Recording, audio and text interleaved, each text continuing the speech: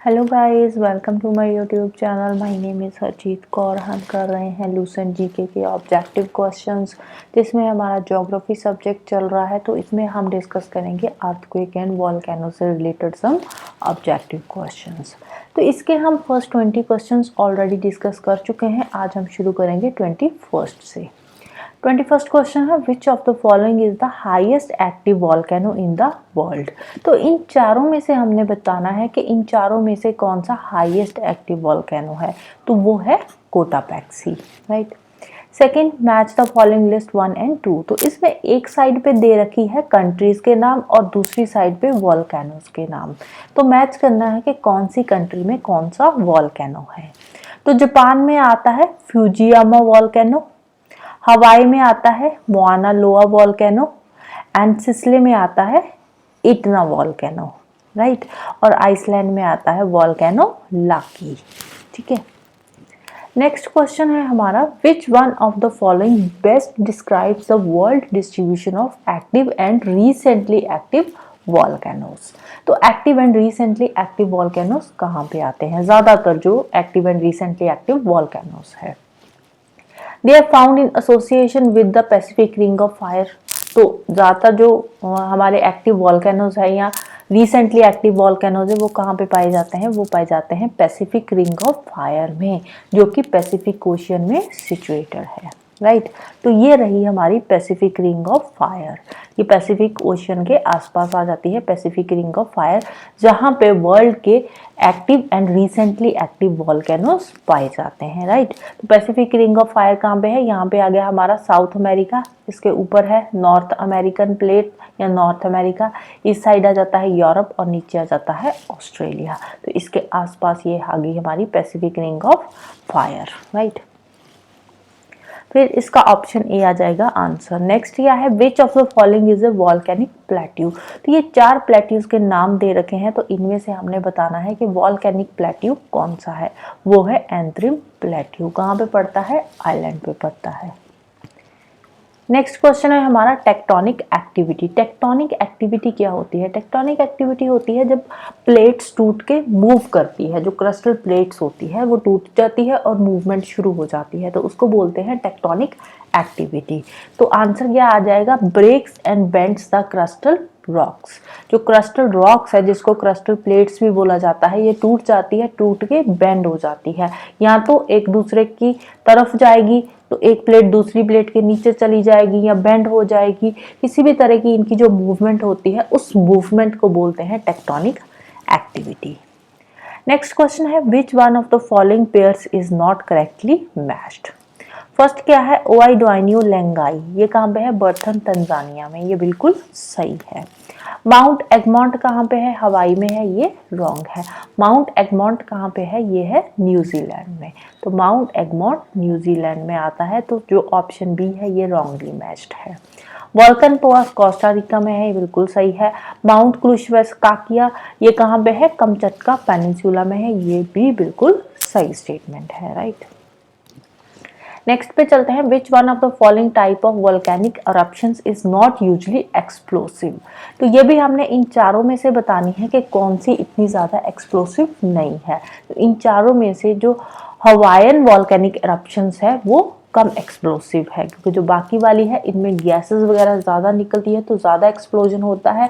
और जो हवाईयन में और वोल्केनोस इरप्शंस होती है वहाँ पे गैसेस जो है कंपैरेटिवली कम निकलती है, कम रिलीज होती है, जिसकी वजह से इतनी एक्सप्लोसिव नहीं होती वोल्केनिक इरप्शंस। वैसे वोल्केनिक इरप्शन एक्सप्लोसिव तो होती ही है, बट इन चारों में से जो हवाईयन वोल्केनिक इरप्शंस है वो कम एक्सप्लोसिव होती है, राइट।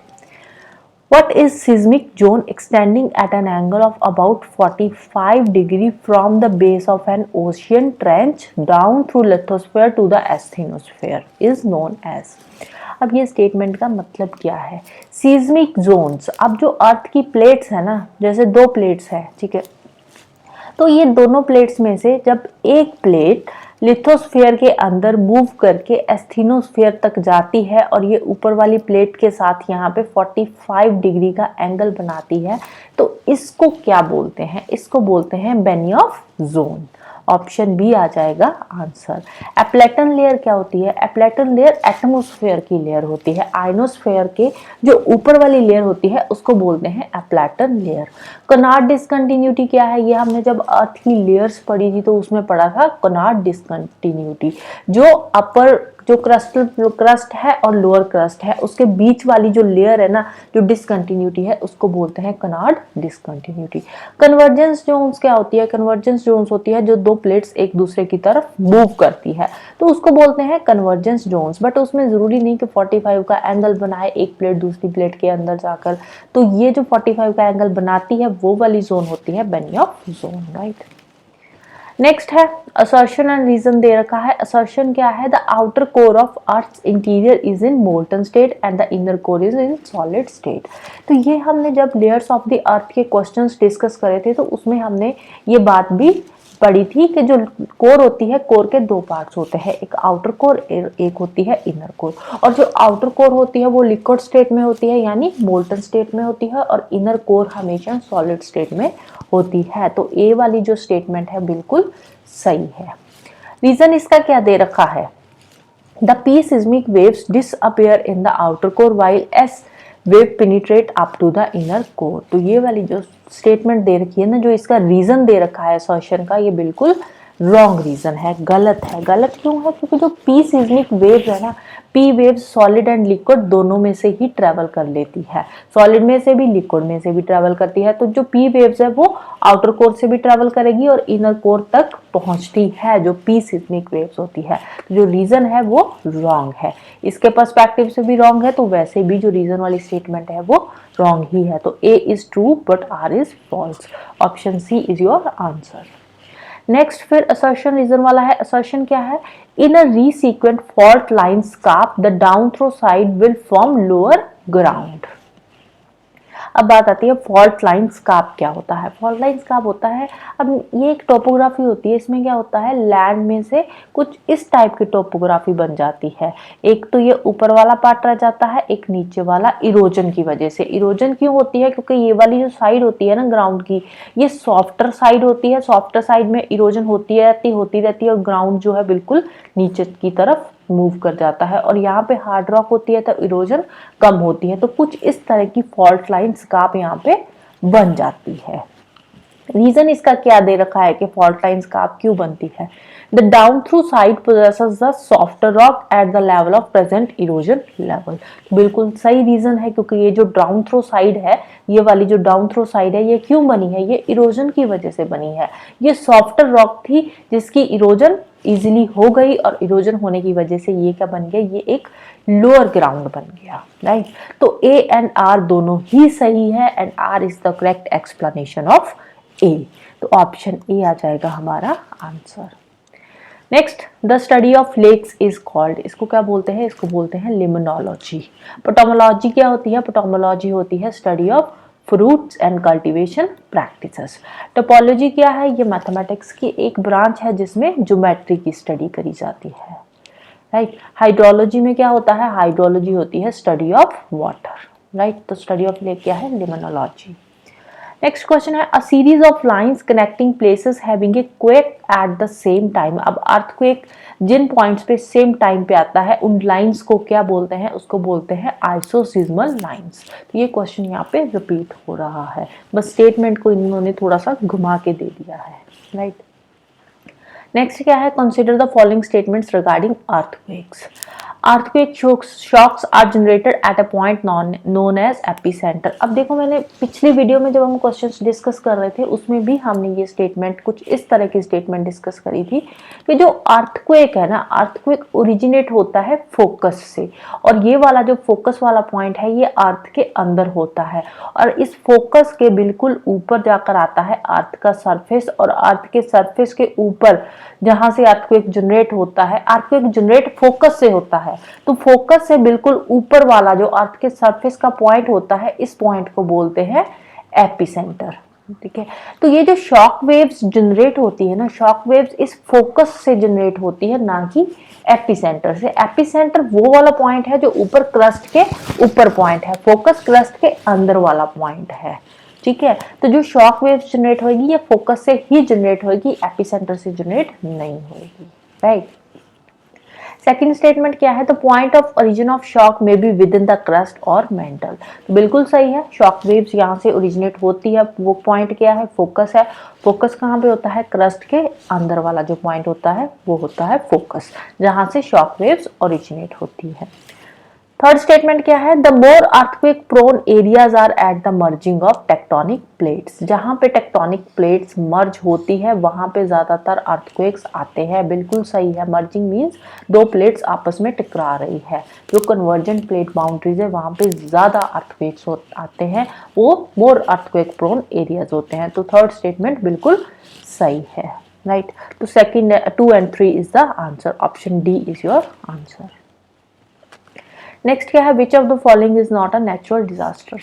अर्थक्वेक नेचुरल डिजास्टर है, नेचुरली आता है।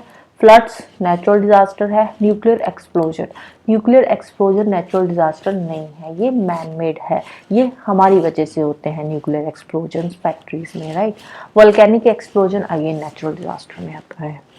Next, Hawaii islands are known for active volcanoes, because Hawaii island में एक्टिव वॉल्केनोज क्यों ज्यादा पाए जाते हैं। हवाई आइलैंड पड़ता कहाँ पे है, इसकी लोकेशन क्या है, ये रही हवाई आइलैंड की लोकेशन। तो ये यूएसए है, नॉर्थ अमेरिका, ये साउथ अमेरिका है। तो यहाँ पे क्या था, पैसिफिक ओशियन में, पैसिफिक ओशियन में थी रिंग ऑफ फायर, ठीक है।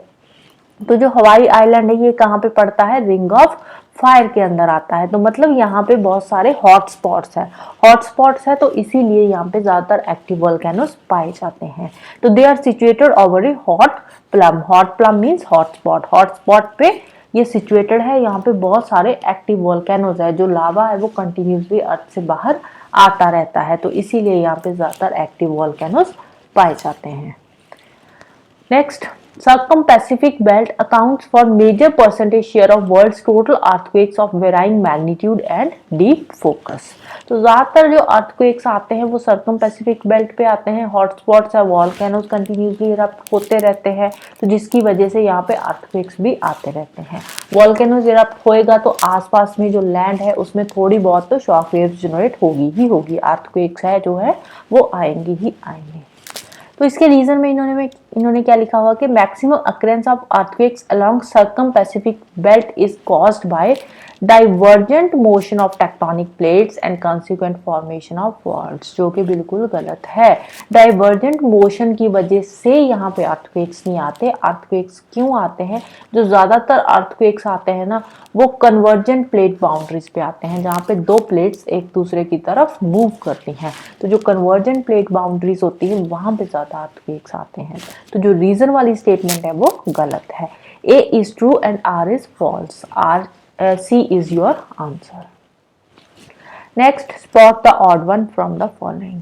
क्या क्या है, tsunami, earthquakes, windmills and cyclones. अब देखो सुनामी, अर्थक्वेक एंड साइक्लोन्स ये तीनों ही डिजास्टर्स है, लेकिन विंडमिल्स क्या है, ये डिफरेंट है, इससे एनर्जी जनरेट होती है, इसका डिजास्टर के साथ कोई लेना देना नहीं है। तो windmill is the odd. Which of the following is are characteristics of primary seismic waves, जो पी वेव्स होती है अर्थक्वेक्स की, उसके बारे में हमने यहाँ पे बताना है। It is longitudinal and compressional. Longitudinal होती है पी वेव्स, जो है जहाँ से जनरेट होती है वहां से अंदर तक, इनर कोर तक पहुंचती है, तो लॉन्गिट्यूडिनल होती है। एनालॉगस टू साउंड वेव्स के साथ मिलती जुलती है, स्पीड इनकी भी साउंड वेव्स की तरह ही होती है। It travels with faster speed through solids but slowly through liquid. Solid liquid दोनों में से ही ट्रेवल करती है, लेकिन सॉलिड में इनकी स्पीड जो होती है वो थोड़ी तेज होती है, लेकिन लिक्विड में स्पीड थोड़ी स्लो होती है। बिल्कुल सही स्टेटमेंट है, राइट। तो option D is your answer, all the above 3। Next, consider the following statement. Volcanicity refers to. Volcanicity क्या होते हैं, जो वॉल्केनोज इरप्ट होते हैं, तो उसमें क्या होता है, all those processes in which molten rock material और magma rises into crust। Magma बाहर निकलता है जब वॉल्केनो इरप्ट होता है, क्रस्ट पे आता है, बिल्कुल सही स्टेटमेंट है। Greater bulk of volcanic rocks of earth surface were erupted from volcanoes. तब वॉल्केनोज बाहर मैग्मा आएगा, लावा बाहर निकलेगा, सरफेस पे आएगा, ठंडा होएगा, वॉल्केनिक रॉक्स बनेगी, तो सही स्टेटमेंट है।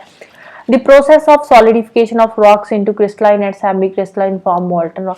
अब जब लावा बाहर आकर जो रॉक्स बनती है वो कुछ क्रिस्टलाइन होती है, कुछ सेमी क्रिस्टलाइन रॉक्स होती है उस लावा की। तो बिल्कुल सही स्टेटमेंट्स है, तो तीनों स्टेटमेंट्स ही यहाँ पे करेक्ट स्टेटमेंट्स है। 1 2 3 is your answer, option A आ जाएगा। Consider the following statement. The circum-Pacific belt is highly prone to occurrence of earthquakes. अब यहाँ पे earthquakes ज़्यादा आते हैं, क्यों आते हैं? एक तो यहाँ पे यंगफोल्ड माउंटेन्स है, सही स्टेटमेंट है। यहाँ पे बहुत सारे एक्टिव वॉल्केनोज है। आप देखो पैसिफिक, ये रिंग ऑफ फायर है, जो सर्कम पैसिफिक बेल्ट है, क्या है ये? रिंग ऑफ फायर है। तो यहाँ पे बहुत सारे वॉल्केनोज इरप्ट होते ही रहते हैं, तो वहाँ पे बहुत सारे एक्टिव वॉल्केनोज है। डाइवर्जेंट प्लेट बाउंड्रीज नहीं है, यहाँ पे कन्वर्जेंट प्लेट बाउंड्रीज है, ठीक है।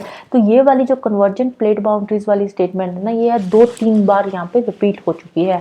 हर क्वेश्चन पे ये जो कन्वर्जेंट प्लेट बाउंड्रीज वाली स्टेटमेंट है ये रिपीट हो रही है कि जो अर्थक्वेक प्रोन एरियाज है ना, वो कौन से एरियाज है? यहाँ पे कन्वर्जेंट प्लेट बाउंड्रीज होती है। कन्वर्जेंट प्लेट बाउंड्रीज, दो प्लेट्स एक दूसरे की तरफ मूव कर रही है, तो वहां पे क्या है, ज्यादा अर्थक्वेक्स आते हैं। सर्कम पैसिफिक बेल्ट में बी जो प्लेट बाउंड्रीज है वो कन्वर्जेंट प्लेट बाउंड्रीज है। जो प्लेट्स की मूवमेंट है वो एक दूसरे की तरफ आ रही है, प्लेट्स कन्वर्ज हो रही है, ठीक है। तो 1 2 and 4 इज योर आंसर।